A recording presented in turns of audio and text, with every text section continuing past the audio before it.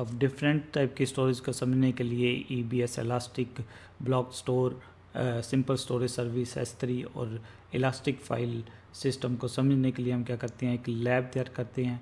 Lab में हमारे पास दो सिस्टम्स होंगे, एक लाइनिक्स वाला इंस्टांस और एक विंडो वाला इंस्टांस। तो हम EBS के लिए सबसे पहले उसको EBS को क्रिएट करेंगे, फिर उसको हम विंडो इंस्टांस के साथ अटैच करेंगे, फॉर्मेट करके देखेंगे, फिर हम उसी को जो EBS स्टोरेज को है वो लाइनिक्स में भी एसेस करके देखेंगे कि कैसे करना है। S3 के लिए हम ब्राउज़र को यूज़ करेंगे और EFS के लिए भी हम लिनक्स सिस्टम पे एसेस करके देखेंगे जो हम EFS को क्रिएट करेंगे। तो हम सबसे पहले क्या करते हैं, एक लाइनिक्स का इंस्टांस क्रिएट करते हैं, फिर एक विंडो वाला इंस्टांस करते हैं, तो फिर हम उसके बाद प्रोविज़न करके देखेंगे EBS को, फिर S3 को भी देखेंगे और EFS एक करके। सबसे पहले हम दो इंस्टांस को तैयार करते हैं। तो हम अपने ये AWS में से मैनेजमेंट कंसोल पे चले जाते हैं, जहाँ पे मैं पहले लॉगिन कर चुका हूँ। तो यहाँ पे हम EC2 सर्विस पे आ जाते हैं। तो हम यहाँ पे इंस्टांस हमारे पास कोई भी नहीं रन कर रहा है, हमने की पेयर पहले भी क्रिएट कर रखा है और हमारे पास एक डिफ़ॉल्ट सिक्योरिटी ग्रुप है। सिक्योरिटी ग्रुप होता है कि आपने किन किन पोर्ट्स को ओपन करना है, इसको हम फायरवॉल भी बोल सकते हैं कि कौन कौन से पोर्ट ओपन करने हैं। तो हम इंस्टांसेस पे आते हैं, जो हम यहाँ पे इसको क्लोज कर देते हैं। लॉन्च इंस्टांस, तो हम क्विकली इंस्टांस एक सबसे पहले हम जो इंस्टांस है हम लाइनिक्स वाली Ubuntu वाली मशीन यूज़ कर सकते हैं, पर मैं ज़्यादातर प्रेफर करता हूँ अमेजन लिनक्स जो 2 उसका वर्जन है, या मैं उसको इस्तेमाल करूँगा। और हम फ्री टायर के अंदर ही आता है, और ध्यान रखना इसके अंदर हमारी जो CentOS जो रेड हैट एंटरप्राइज लिनक्स वाली कमांड्स वगैरह यूज़ होंगी। तो हम इसको सेलेक्ट कर लेते हैं, और ये दोनों आर्किटेक्चर में अवेलेबल है 86 और ARM में, बट हम यहाँ पे जो सिलेक्ट कर रहे हैं 64 बिट जो 86 आर्किटेक्चर है उसको, तो यहाँ पे सिलेक्ट कर लेते हैं। तो ये हमारे फ्री टाइल में ही हम T2 माइक्रो हम यूज़ कर लेते हैं।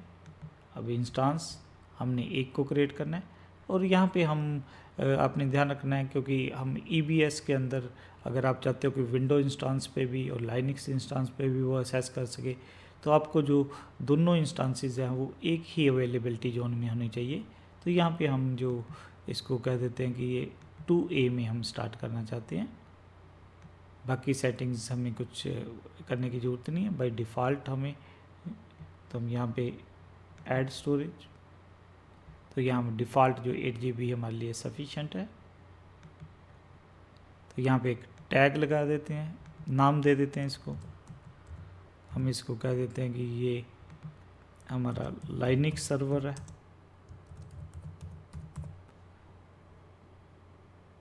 ताकि जब हम अटैच कर रहे हैं तो हमें मतलब प्रॉपरली पता लग जाए कि हमारा ये लाइनिक्स सिस्टम है और ये विंडो सिस्टम है। तो यहाँ पे हम कॉन्फ़िगर कर रहे हैं सिक्योरिटी ग्रुप, तो हम एक नया सिक्योरिटी ग्रुप क्रिएट कर देते हैं। हम ग्रुप का नाम यहाँ पे चलो स्टोरेज सिक्योरिटी ग्रुप लिख देते हैं। कुछ डिस्क्रिप्शन देनी है तो वो दे सकते हैं, मैं डिस्क्रिप्शन में भी वही लिख देता हूँ। तो बाय डिफ़ॉल्ट लाइनिक्स मशीन में हमारा जो SSH पोर्ट बाय डिफ़ॉल्ट हमें दिखा देता है कि ये ओपन, क्योंकि एसेस करने के लिए हमें SSH प्रोटोकॉल चाहिए। विंडो की मशीन बनाएंगे तो हमें जो डिफ़ॉल्ट चाहिए वो क्या चाहिए, RDP प्रोटोकॉल हमारे पास होना चाहिए। तो हम और पोर्ट ओपन कर देते हैं, बाद में कभी हमने अगर वेब सर्वर लॉन्च करना है तो 80 वाला पोर्ट कर देते हैं। ध्यान रखना कि जब हमने EFS को एक्सेस करेंगे तो उसके लिए, क्योंकि जो AWS में जो EFS सर्विस है वो NFS को यूज़ करके बनाई गई है, तो हमें यहाँ पे जो क्लाइंट साइड पे NFS का भी पोर्ट ओपन करना पड़ेगा। तो यहाँ पे हम एक रूल ऐड कर देते हैं। तो यहाँ पे हमारे पास NFS है। कल को हो सकता है हमने ये मशीन, हमने अगर RDS को यूज़ करना है, हमारे पास एक डाटाबेस स्टोरेज भी होती है, रिलेशन डाटाबेस सर्विसेज, तो अगर उसको यूज़ करना है तो हम एक पोर्ट और ओपन कर देते हैं। हो सकता है हम RDS के बारे में भी डिस्कस करेंगे इसी वीडियो में, तो उसके लिए अगर आपने करना है तो उसके लिए भी हम एक पोर्ट ओपन कर देते हैं, ये वाला। तो यहाँ पे आपने कहाँ से एक्सेस करे वो स्पेसिफाई कर देना। 00 मीन कहीं से भी इसको एक्सेस किया जा सकता है, यहाँ पे भी हम। तो ये हमारा सिक्योरिटी ग्रुप तैयार हो गया। तो यहाँ पे हमने रिव्यू एंड लॉन्च और यहाँ पे हमने विपिन KG वाला पेयर यूज़ कर लेना है। तो यहाँ पे हम इंस्टांस, तो यहाँ पे हमारे पास हम व्यू इंस्टेंसेस पे आ जाते हैं। तो यहाँ पे हमारे पास थोड़ी देर बाद क्या होगा, ये एक रियल IP आ जाएगा जिसको यूज़ करके हम इसको असेस करेंगे। तो हम इसको नोट कर लेते हैं कि हमारा ये रियल IP के आपके केस में कुछ अलग होगा। तो मैं इसको हमने एक नोट पैड की फाइल को ओपन कर रखी है, तो यहाँ पे इसमें कॉपी पेस्ट कर लेता हूँ। तो बाद में हम इसको यूज़ करेंगे लिनक्स इंस्टॉल्स को असेस करने के लिए। अभी हम साथ में विंडो इंस्टांस को भी लॉन्च कर देते हैं, क्योंकि उसको भी लॉन्च करते करते 4 से 5 मिनट लगेंगे। तो हम नीचे आते हैं, देखते हैं कि विंडो वाला कौन सा हम इंस्टांस यूज़ करेंगे। तो मैं 2016 वाला यूज़ करना चाहूँगा। तो यहाँ पे हमारे पास माइक्रोसॉफ्ट विंडोज सर्वर 2016 बेस है और ये भी फ्री ट्रायल एलिजिबल है। तो यहाँ पे हम सेलेक्ट कर देते हैं। तो ये T2 माइक्रो इंस्टांस की डिटेल। तो यहाँ पे भी हम जोन जो है वो 2A वाला सेलेक्ट कर लेते हैं, क्योंकि EBS से अगर हमने दोनों जगह एक्सेस करना है तो वो सेम जगह होनी चाहिए, सेम जोन के अंदर होनी चाहिए। बाकी चीज़ों को हमने डिफ़ॉल्ट रखना है। तो यहाँ पे हम स्टोरेज, तो ध्यान रखना ये लाइनिक्स विंडोज़ में हमें डिफ़ॉल्ट 30 GB स्टोरेज मिल रही है, और ये भी आपकी EBS के थ्रू है। मीन चाहे हमने लिनक्स इंस्टांस यूज़ किया चाहे विंडोज़ इंस्टांस यूज़ करते हैं, दोनों में वो बाय डिफ़ॉल्ट EBS भी यूज़ करता है। तो हम इसको यहाँ ही रहने देते हैं, जो डिफ़ॉल्ट है वही। टैग हम ऐड कर देते हैं। तो यहाँ पे हम नेम हम बोल देते हैं विंडोज सर्वर, इसको हम विंडोज सर्वर से लिख देते हैं। सिक्योरिटी ग्रुप का कॉन्फ़िगर करते हैं। तो हम यहाँ पे चलो स्टोरेज है, अब ये हमें विंडो का इंस्टांस बनाना है।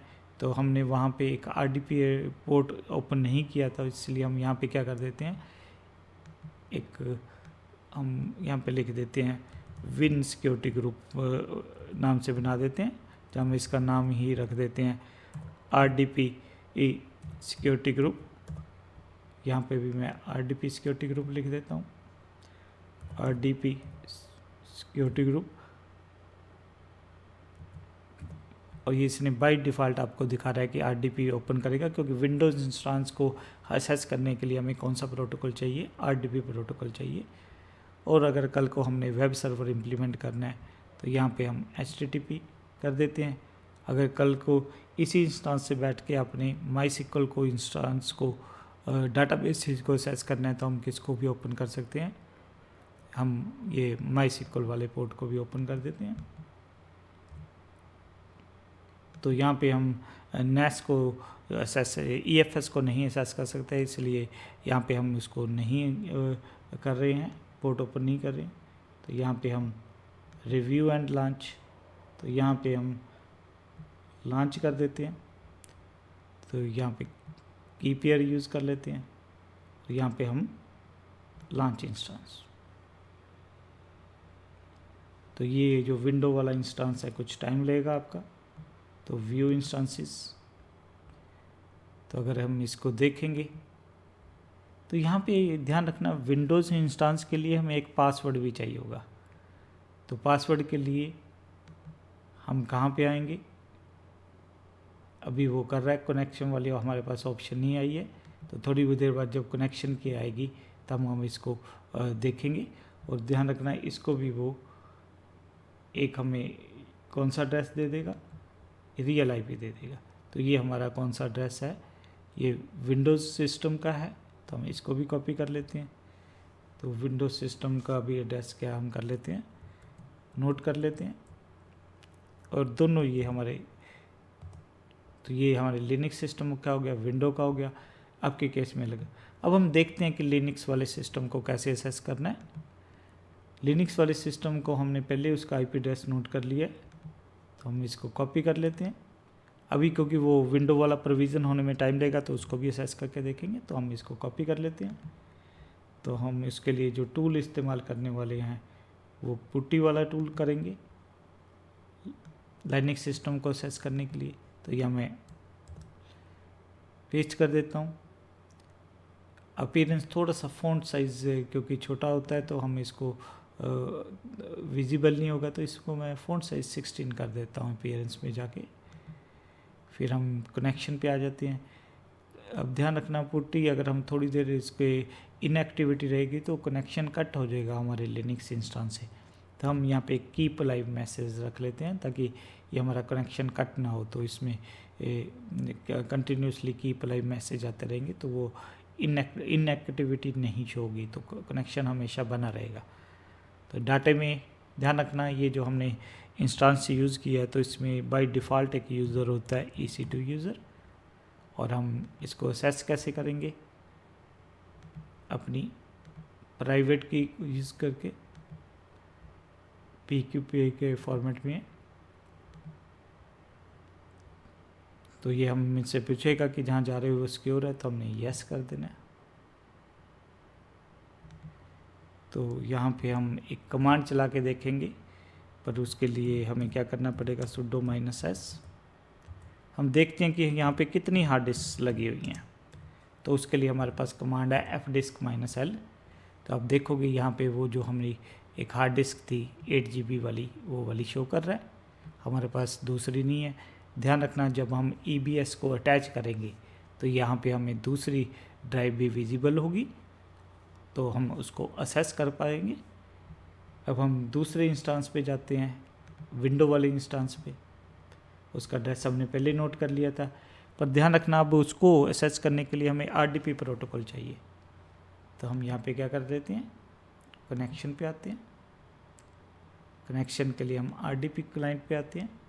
तो सबसे पहले तो हम एक सॉफ्टवेयर डाउनलोड कर लेते हैं, फाइल, जिससे हमें असेस, उसको विंडो सिस्टम को असेस करने में हेल्प कर मिलेगी।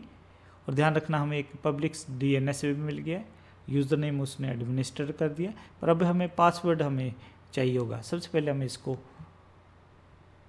डाउनलोड कर लेते हैं। तो इसको हम डेस्कटॉप पे मैं रख देता हूँ विंडोज सर्वर को।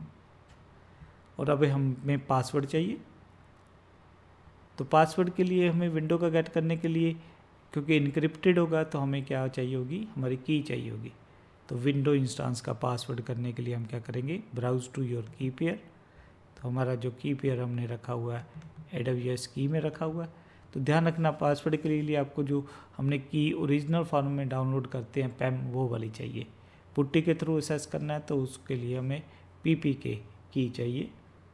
तो हम इसको कर लेते हैं।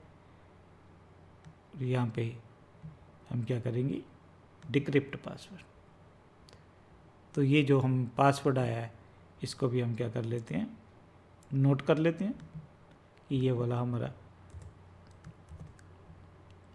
हालांकि रिकमेंडेड नहीं की, ऐसे मैं आपको शो करता रहूँ, पर हमने जस्ट इस कंसेप्ट के बाद जब हम कर लेंगे EBS वगैरह और बाकी कंसेप्ट्स पे प्रैक्टिस कर लेंगे, उसके बाद हम इन इंस्टेंस को रिमूव कर देंगे।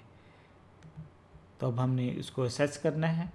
तो हमारे पास जो हमने डाउनलोड किया था ये वाला, इसको असेस कर लेते हैं। तो आपसे ये पूछ रहा है कि कनेक्ट करना है अपने, हम कहेंगे यस। तो यहाँ पे हम जो पासवर्ड है वो पेस्ट कर देते हैं, और यहाँ पे हम क्या देते हैं कि रिमेंबर में ओके कर देते हैं। तो ये आपसे यस पूछ रहा है कि जहाँ जा रहे हो सिक्योर है, और यहाँ पे हम क्या देते हैं कि ये द्वार से ना पूछे हमारे से। तो ये हम देख रहे हैं कि हमने लाइनक्स इंस्टेंस और विंडो इंस्टेंस को कैसे असेस करना है। तो हम अब हमारे पास अब लाइनक्स इंस्टेंस भी चल रहा है। अब हमारे पास विंडो इंस्टेंस भी चल रहा है। तो यहाँ पे भी आके हम देख लेते हैं कि हमारे पास हार्ड डिस्क वो कौन सी शो कर रहा है, क्या हमारे पास एक ही हार्ड डिस्क है कि 2 हार्ड डिस्क है। तब हम जब EBS वॉल्यूम क्रिएट करेंगे, EBS को क्रिएट करेंगे, तब हम देखेंगे कि उसको कैसे यूज़ करना है। सबसे पहले विंडो सिस्टम में, इसलिए हमने दोनों सिस्टम्स को तैयार कर लिया है। तो उसको एसेस हम देखने के लिए हमें क्या करना पड़ता है, यहाँ पे हम राइट क्लिक करके, क्योंकि हमने इसको 1 GB रैम के अंदर चला रहे हैं तो स्लो मतलब रिकमेंडेड नहीं होता कि आप इतनी कम रैम में विंडो 2016 सर्वर को लॉन्च करें, पर हमारे एक्सपेरिमेंट के लिए तो अभी हम इसकी वेट कर रहे हैं। राइट क्लिक करके आपने डिस्क मैनेजमेंट पे आ जाना है। तो आप देखोगे हमारे पास D ड्राइव ही अवेलेबल है। तो इसको थोड़ा सा अगर हमने फ़ॉन्ट साइज़ को इंक्रीज़ करना चाहते हैं तो वो भी कर सकते हैं, बट हम इसको ऐसा कि डिफ़ॉल्ट ही रहने देते हैं। तो ये हमारे पास ये क्या है, 30 GB जो हमने हार्ड डिस्क लगाई थी वो शो कर रहा है। जब हम SAN को अटैच करेंगे तो यहाँ पे हमें वो और शो करेगा। तो ये हमारे विंडो और लिनक्स सिस्टम चल रहे हैं। ये हमारा लिनक्स सिस्टम है, विंडो सिस्टम है, और ये हमारा जो लाइनक्स सिस्टम है। तो अब हम EBS को क्रिएट करके देखेंगे, फिर देखते हैं कि उसको विंडो में कैसे असेस करना है, लिनक्स में असेस कैसे करना है, और उसके बाद उसको हमने रिमूव वगैरह कैसे करना है। तो ये सारी चीज़ें हम देखने वाले हैं। तो ये हमने जो एक लैब सेटअप कर दी है, किसके लिए, EBS और बाद में EFS के लिए। और कल को अगर हमने RDS को भी असेस करना है, उसके लिए भी हमने लाइनक्स में एक पोर्ट ओपन कर दिया है MySQL के लिए। तो हम हम अब देखेंगे कि EBS को कैसे हमने प्रोविज़न करना है और कैसे असेस करना है।